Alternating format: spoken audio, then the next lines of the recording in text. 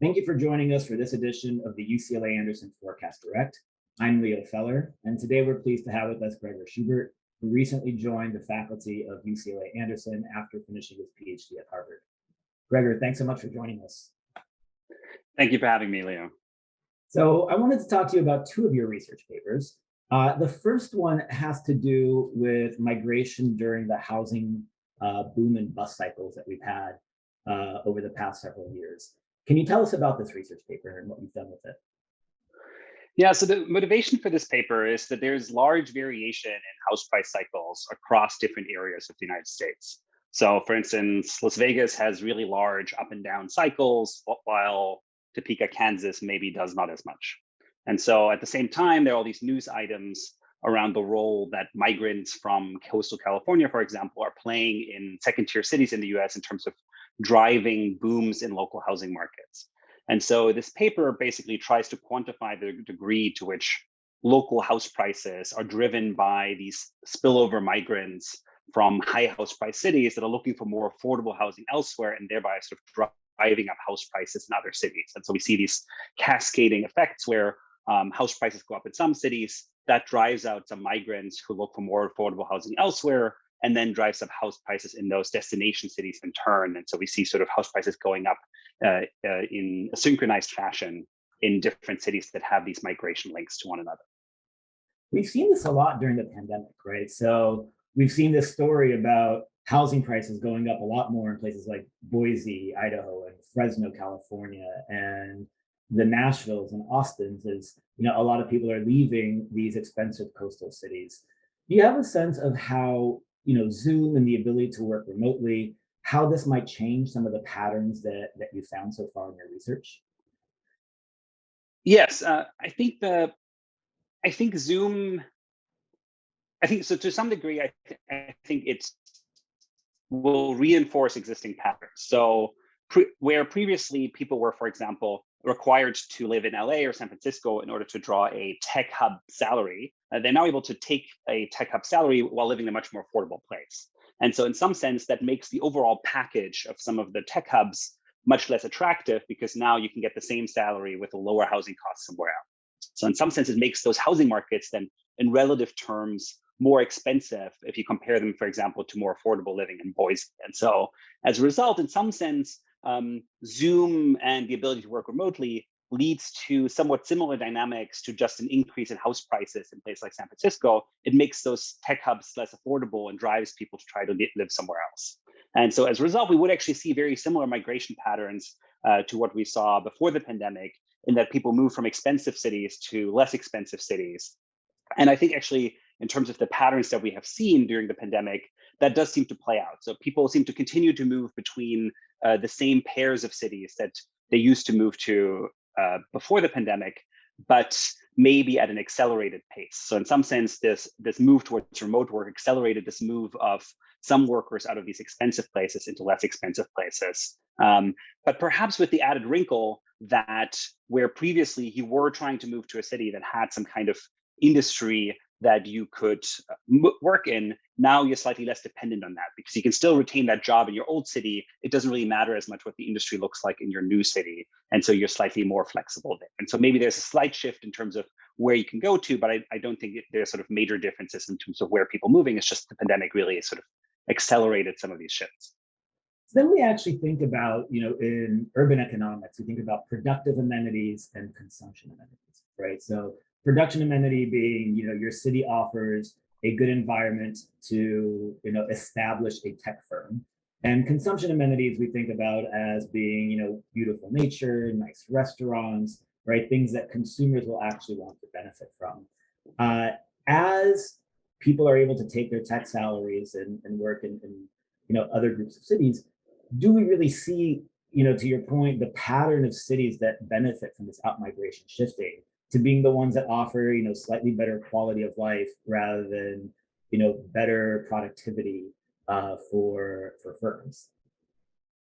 I think that's a great point. I think you're right that to some degree we would expect the mix to shift a little bit towards people caring slightly more about amenities than about productivity.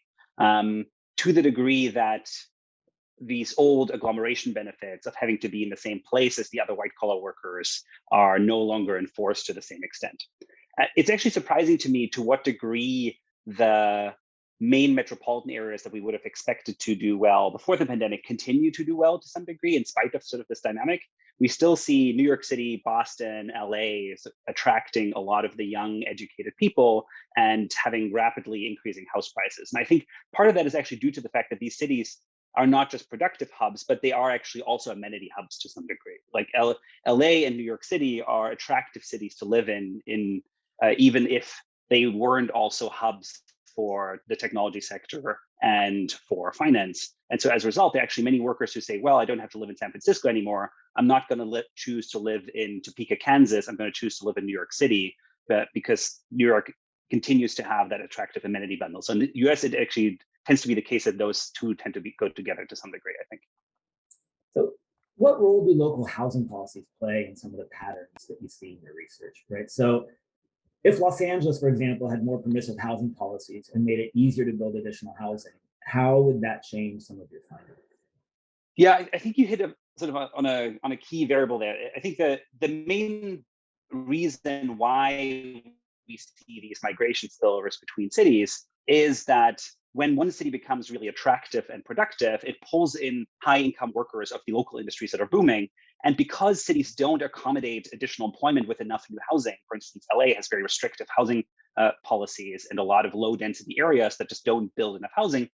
Because of that, it becomes very zero sum. So when new high income workers move in, other workers have to move out. And the way that the market ends up clearing is through rapidly growing house prices that end up pushing some workers out. And those then end up migrating to other cities. And that leads to these spillover house price effects, driving up house prices in Boise, Las Vegas, Phoenix, and so on in these connected cities.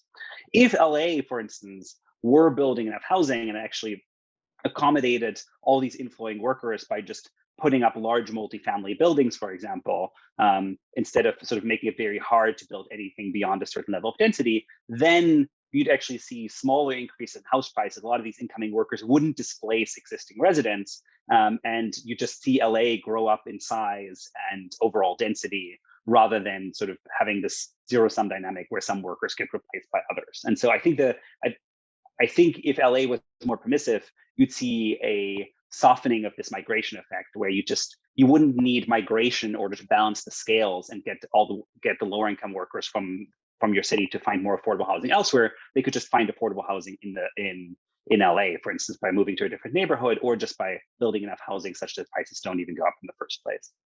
But you touched upon this a little bit, but is there a difference between the types of individuals who are local, right? So we're talking about maybe, high income, highly educated tech workers moving in, lower income, perhaps lower education workers moving out. Do you have a sense of who are the people who are, differentially mobile because of some kind of economic, either a positive shock or a negative shock? Yeah, so in my research, I've looked a little bit at who these people are who are moving between cities. And I think the first thing that was surprising to me was that while people always have this mental image of sort of retirees moving to Florida, maybe all these moves to second tier cities are really driven by people retiring, that ends up not being a major driver of overall migration dynamics. And the reason is just that retirees in the US just aren't that mobile. So people of retirement age end up making up less than about 10% of all the moves between cities because older people just don't move as much as younger people. And so what's really going on instead is that the main dynamics tend to be driven by college educated workers of working age replacing non-college educated workers of working age. And so I find this pattern where over the last 20 years or so, college educated workers have moved from less expensive cities to more expensive cities. And non-college educated workers have sort of moved in the opposite direction, where they've moved from more expensive cities to cheaper cities in general.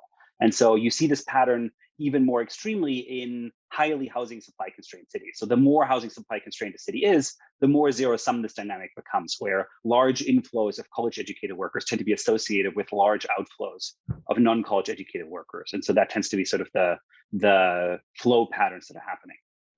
Oh, so that's really interesting. So, especially during the recovery from the pandemic, we heard a lot of discussion about labor shortages, especially in places like, Huntington Beach and, parts of San Diego, parts of Los Angeles.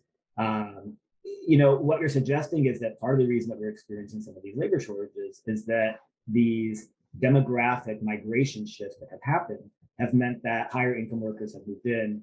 There hasn't been more housing built, and that has also displaced lower income workers. And so we find a shortage of service sector workers in a lot of these restrictive housing policy cities.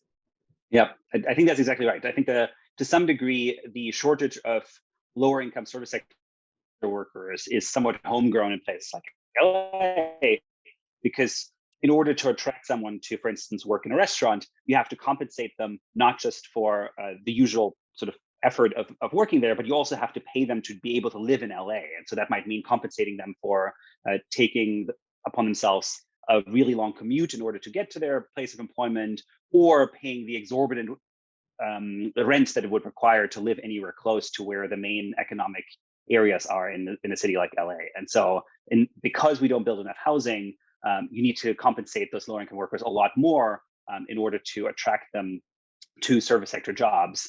And so for some of them, that might mean that they're just not willing at all to live in those areas, and that leads them to a shortage of workers. Or it might mean escalating salaries at the lower end of the income scale, which we've seen in recent years. So turning now to a different topic, you have another paper looking at employer concentration and how this affects wages. So this is really a hot topic right now when we think about competition and antitrust policy, about mergers and companies becoming larger and larger and becoming essentially monopolist, employers. Can you tell us about this paper? What have you found so far? Yeah, so this is joint work with Anna Stansbury at MIT and Bledi Tasca at Burning Glass Technologies. And so together with my co-authors, in this paper, we look at this important policy concern around the power that big employers have over their employees' wages. So there's an important concern that if there are few large employers in your local area and in your particular labor market, then they can push your wages down because you just don't have a lot of bargaining power. And this concern is now starting to play a role in antitrust, where policymakers are considering whether or not they should evaluate the impact on local labor markets when they're looking at a merger between two firms. And so what we do in this paper is we look at whether or not existing literature actually defines labor markets the right way, and then we propose a new way of thinking about labor markets in this context. So one big issue is that if you're, for instance, a barista, we could look just at labor markets for baristas in your local area and try to figure out whether somehow they're concentrated and those employers might have market power over you. But in practice, baristas may be very likely to move into becoming waiters or taking on other service sector jobs. And so really their labor market is much broader than just the narrow occupation of baristas. And so when we want to think about their overall labor market power and the options that they have, we really want to be evaluating all the jobs that they're likely to move into, and that might be part of their choice set when they're thinking about, hey, my employer is pushing down my wages, what else could I be doing? And do I have a lot of bargaining power as a result of that? And so we use resumes of workers where we can see them move around between occupations to infer which occupations are very mobile and which ones are not, and what occupations people are likely to move between, and then use these movement patterns to define for each occupation what sort of its labor market looks like in terms of the cloud of things they might be likely to move into, and what then the bargaining power of employers is in that cloud of possible jobs. And then we use this sort of new measure of labor markets to estimate what the effect of employer concentration on wages is. And what we end up finding is that it is the case that highly concentrated labor markets, where there are very few employers in your cloud of possible jobs, do end up having lower wages on average. But this mobility distinction really matters. So the effects that your employer can have on your wages are 3 times as large for the occupations that are not very mobile, so they're sort of stuck in place and have to take whatever their employer offers them, relative to the occupations that are highly mobile. So the current occupation is really not a good measure of how constrained they are by their current employer. And so if workers are very mobile, they tend to see much smaller impacts of their employer, of employers being very concentrated. That's interesting, because we actually saw during this pandemic recovery a lot of mobility across sectors, right? So we had workers who had tended to work in the restaurant industry suddenly working in transportation and logistics because that's where there was a lot of demand, right? And that's also where wages end up being, quite a bit higher, and that has actually pulled up wages in the restaurant services as well. So when we think about, for example, something like an Amazon distribution center opening up in a local economy, right? We actually hear a lot of criticism of Amazon for being this big employer in certain areas and really dictating the labor market in certain areas. But we also have seen evidence that Amazon comes in, they pay slightly higher wages than the local labor market averages for a lot of the more suburban or remote areas that they're going into. And that this tends to affect the local economy and hiring in the local economy. So what have you found in the sense of, does it depend on the concentration of the employer? Does it depend on who the employer is? How does that actually vary with the conditions of the local labor market where these employers are entering? Yeah, so I think Amazon is a great example of sort of thinking through these dynamics. So I think um, in general, I think the literature, both our research and research that other people have done recently, suggests that when Amazon enters local labor markets, they actually push up wages to some degree because for other local employers, Amazon represents competition for their workers, right? And so Amazon in all the distribution centers ended up setting a wage floor that was above the local minimum wage, and that as a result kind of represents then an effective wage floor for other local employers, because if your workers can always choose to go to Amazon and get $15 an hour, you better offer them $15 an hour as well. Otherwise, they're gonna leave. And so as a result, Amazon actually ended up pulling up wages in local labor markets when they entered. The important thing to consider, though, is that perhaps in the long run, if Amazon drives other local businesses out of the market, so that smaller employers just don't exist anymore and don't provide any other competition, perhaps in the long run, then that local concentration where everyone ends up working for Amazon or one of very few employers, maybe that then in the long run will lower wage growth because Amazon will eventually use that market power in order to keep wages capped at the local market, so they might not grow above a certain level. But those dynamic effects in the long run are sort of hard to study because we haven't seen them yet. It does seem that in the short run, these positive effects sort of outweigh where Amazon pulls up local wages by providing a new option for local workers. And actually, that brings me to my next question: is have we seen this, in either certain markets, in certain sectors, where greater employer concentration has been slowing down wage growth? Right? Have we started to see, maybe perhaps a critical threshold of concentration in at least certain markets or certain sectors? Yep. Yeah, we definitely see this. So in our paper, we show that probably on average around 10% of workers in the US may see something like 2% lower wages as a result of this employer concentration effect. So their wages would be 2% higher if employers were perfectly competing for their services. And this particularly affects service sector occupations that are either require some kind of licensing or where there's usually a lot of concentration on the employer side, and so people are not very mobile in their local markets. And so, for example, among pharmacists or aircraft mechanics, you do seem to see very little mobility across different occupations because they're these licensed professions and there don't tend to be that many local employment options that have good use for their skills. And so as a result, they're sort of stuck with their employer and maybe getting a lower wage than they would otherwise deserve because of this lack of mobility, interacting with concentration of their local employment. However, we have to distinguish this cross-sectional effect where in the cross-section, it does seem pretty clear, both from our study and from other studies, that concentration is associated with lower wages from the effect over time. So an important question that often comes up is, well, does this explain a decline in the labor share or lower wages over time in the US? And there, the answer seems to be no, because while concentration among firms at the national level has gone up, at a local labor market level, overall concentration among employers seems to have been declining over time. So while in the cross-section we have this negative result, given that concentration has gone down over time in a lot of local labor markets, because more national firms are competing in each local market, that would suggest that that should have an increasing effect on local wages. And so we probably can't explain longer run declines in the labor share or in wages using this concentration effect. It's more important for explaining cross-sectional differences within a time period.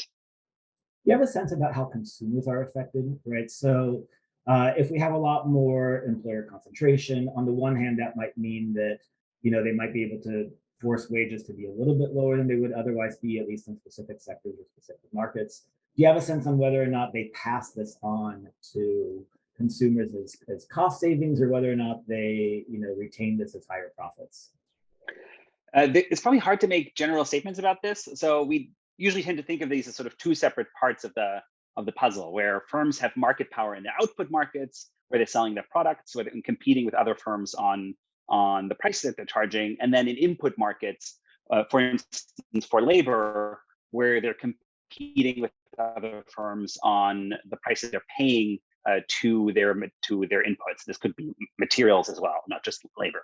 And so if output markets are competitive, so that firms are sort of constrained in what they can charge, because either they're trading international markets or there are other firms in the market that are pegging the price at a certain level, then the firm really can't pass any of their cost changes on to prices. They have to set the price at whatever it needs to be in order for them to sell anything in the market. And so even if they have monopoly power, even if their monopoly power declines and they have to pay higher wages to their workers, they'll just have to swallow that increase in cost and lower their own profits because they're sort of constrained on the product market side.